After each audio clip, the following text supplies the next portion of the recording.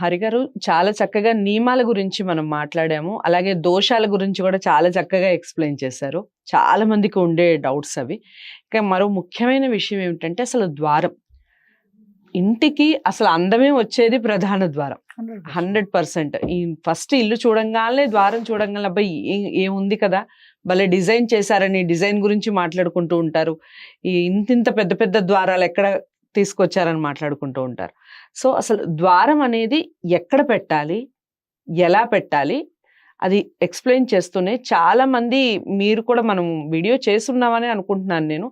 ఈ ద్వారాలు ఎన్ని రకాలుంటాయి అని, ఉపద్వారం ఉంటుందని అవి ఆల్రెడీ మీరు చెప్పున్నారు. సో, ఈ ఉపద్వారం ప్లేస్‌లో సింహద్వారాన్ని పెడుతూ ఉన్నారు చాలామంది.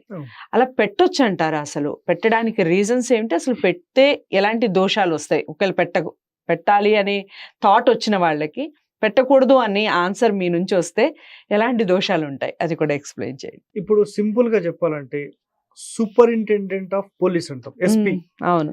ఏఎస్పీ అంటాం. ఈ ఇద్దరిలో ఎవరు high? Of course SP. SP right. Okay. CM అంటాం, మినిస్టర్ అంటాం. ఎవరు హై? సీఎం. సీఎం.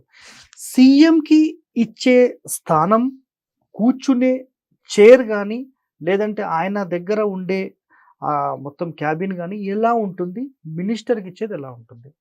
ఎస్పీకి ఎలా ఉంటుంది? అండ్ ఏఎస్పీకి ఎలా ఉంటుంది అని ఒక ప్రశ్న వేస్తే ఎగ్జాంపుల్ చాలా ఇంపార్టెంట్. వీడియో మొత్తం చూడండి.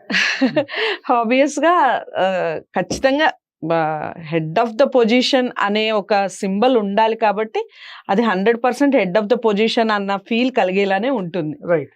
ఇప్పుడు మెయిన్ డోర్ ప్లేస్మెంట్స్ ఉన్నాయి, సబ్ డోర్ ప్లేస్మెంట్స్ ఉన్నాయి. ఓకే. ఇప్పుడు ఈ మొత్తం హాల్ అనుకుందాం, ఈ పెద్ద హాల్. ఇందులో సెంటర్ ప్లేస్ లో సీఎం కి కుర్చీ ఇచ్చారు. లాస్ట్ నుంచి సెకండ్ ప్లేస్ లో ఒక ఎస్పీకి ఇచ్చారు. ఆయన వచ్చి ఇక్కడ కూర్చుంటాడు. ఒప్పుకుంటారా? పోనీ ఈయన పోయి అక్కడ కూర్చుంటే ఒప్పుకుంటారా? ఇదేం గమ్మత్తే ఉంది అంటారు. ఎస్ అనువా. ఇప్పుడు ఈశాన్యంలో అసలు డోర్ పెట్టొచ్చా? అసలు ఫస్ట్ మనం ఒక కండిషన్ మాట్లాడదాం. అసలు డోర్ ఏ స్థానంలో పెడితే ఎలాంటి లాభాలు కలుగుతాయి? సో ఇక్కడ చాలా మంది గమనించండి, తూర్పులో మనకి ఎన్ని స్థానాలు అంటే 9 స్థానాలు. మళ్ళీ వీళ్ళందరికీ క్వశ్చన్స్ వస్తాయి. సార్ ఇంటికి చూడాలా, స్థలానికి చూడాలా, మళ్ళీ ఇంటి లోపల కొలతకు చూడాలా, బయటి కొలతకు చూడాలా, మళ్ళీ స్లాబ్ కి చూడాలా, లేకపోతే పిల్లర్ ఎక్కడ నుంచి ఉందో అక్కడికే చూడాలా? ఈ ప్రశ్నలన్నీ వస్తాయి. అయితే మనం అవుటర్ ఆయాది తీసుకుంటున్నామా, ఇన్నర్ ఆయాది తీసుకుంటున్నామా అనేవి గమనించిన తర్వాత ఆ డోర్ ప్లేస్మెంట్స్ చెప్పాలి. నేను ఓవరాల్ గా చెప్పాలి. ఎందుకంటే ఏ ఆధారం ప్రకారం మీరు కట్టారో మాకేం తెలుసు, దాని ప్రకారం మేము లెక్క కడతాం. అవుటరా ఇన్నరా అవన్నీ సెకండరీ. ఇప్పుడు ఒక సింపుల్ గా నేను ఏం చేస్తానంటే, అసలు డోర్ అనేది ఈశాన్యం నుంచి, అంటే ఒక ఇల్లు కట్టిన తర్వాత ఇంటి లోపల కొలత కానీ బయట కొలత కానీ 9 భాగాలుగా డివైడ్ చేస్తాం. 9 భాగాలుగానే డివైడ్ చేయాలి. అందులో మొదటి స్థానంలో పెడితే ఎలాంటి లాభ నష్టాలు ఉంటాయి, రెండో స్థానంలో పెడితే ఎలాంటి లాభ నష్టాలు ఉంటాయి, మూడో స్థానం 4, 5, 6, 7, 8, 9 ఎలాంటి లాభ నష్టాలు ఉంటాయి ఈ వీడియోలో తెలుసుకుందాం. దాని తర్వాత ఈ ప్రశ్నకు మళ్ళీ సమాధానం చెప్తాను. సో మనకి ఇక్కడ నవగ్రహాల ప్రకారం తీసుకుంటే రవి, చంద్రుడు, కుజుడు, బుధుడు, గురుడు, శుక్రుడు, శని, రాహు, కేతు ఇవి వరుసగా ఈశాన్యం నుంచి ఆగ్నేయం వరకు చెప్పబడిన 9. ఇందులోపల మొట్టమొదటి స్థానం అంటే ఈశాన్యం మొట్టమొదటి స్థానంలో గనక ప్రధాన ద్వారం పెడితే అగ్ని భయం అనగానే ఇంట్లోకి ఆ డోర్ పెట్టంగానే పెద్ద అగ్ని కుండమేం పడదు. కాకపోతే అగ్ని భయము అని ఎందుకు చెప్పారంటే ఆ ఇంటి లోపల ఎప్పుడు వేడి వాతావరణమే ఉంటుంది. సో అలా ఉండొద్దు అనేది కాన్సెప్ట్. సో వేడి వాతావరణం అంటే ఇంట్లో క్రోధంగా ఉండడము, ఎప్పుడు కోపంగా ఉండడము, చిన్న చిన్న మాటలకి ఎప్పుడు కొట్లాడుకోవడము, మాట అనుకోవడం ఎప్పుడు ఇలాగే ఉంటుంది. కావాలా మనకు అట్లాంటిది? అలా ఉండాలా ఫ్యామిలీ? ఉండొద్దు. కాబట్టి ఎప్పుడు కూడా ఈశాన్య మొదటి స్థానంలో పెట్టకూడదు. సార్ పెట్టుకున్నా మేము బాగున్నాం, పెట్టుకోండి, నాకెందుకు? శాస్త్రం ఏముందో నేను చెప్తాను, మీరేం ఫాలో అవుతారు మీ ఇష్టం. క్లియర్? ఒకటే మాట. రెండవ స్థానంలో పెడితే శ్రీ సంతానం అని పాయింట్ చెప్పబడింది. అంటే ఇది యాక్చువల్ సెకండరీ డోర్. అంటే ఉపద్వారం ఈశాన్యం నుంచి రెండో స్థానంలో పెట్టడానికి అలౌడ్. Right. ఈ స్థానంలో ప్రధాన ద్వారం పెడితే ఆ ఇంట్లో మాక్సిమం స్త్రీ సంతానం ఎక్కువగా ఉంటుంది, పురుష సంతానం తగ్గిపోతుంది. తగ్గుతుంది. ఇది మైనస్ పాయింట్. మూడోది, ఒకవేళ ఈశాన్యం 1, 2 వదిలేసేసి మూడో స్థానం నుంచి పెడితే, మూడో స్థానంలో పెడితే విశేష ధనము, మంచి ధనలాభం కలుగుతుంది. 4వ స్థానంలో పెడితే రాజ్య ప్రాప్తి. 5వ స్థానంలో పెడితే క్రోధము. క్రోధము అంటే జనరల్గా సూర్యస్థానం, ఎప్పుడు ఎట్లయితే ఏమంటారు వేడిగా ఉంటాడు కదా ఆయన, సో ఆ వేడితనం అనేది ఆ ఇంట్లో కనబడుతుంది మనకు. Right. ఎప్పుడు కోపంగా అవన్నీ కనిపిస్తాయి. అయితే ఈ మధ్య ద్వారం అన్నమాట, ఇది క్రోధము అనేది అయితే పాయింట్ చెప్పామో అది సెంటర్ డోర్.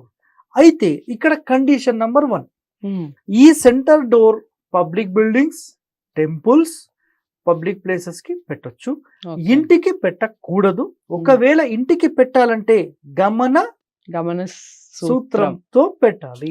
1 ఇంచ్ కుడివైపు జరిపి పెట్టాలి. ఇంటి మధ్య సూత్రము, ద్వార మధ్య సూత్రము కలవకూడదు.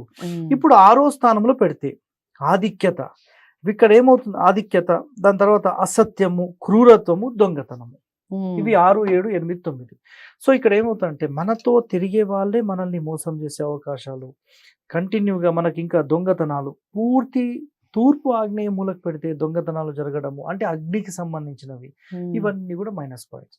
సో ఒక తూర్పు ఫేసింగ్ ఇంటికి మనం ప్రధాన ద్వారం ఎక్కడ పెట్టాలంటే ఈశాన్యం నుంచి 3, 4, 5 స్థానాలు మాత్రమే అలౌడ్, ఇంకెక్కడ పెట్టడానికి లేదు.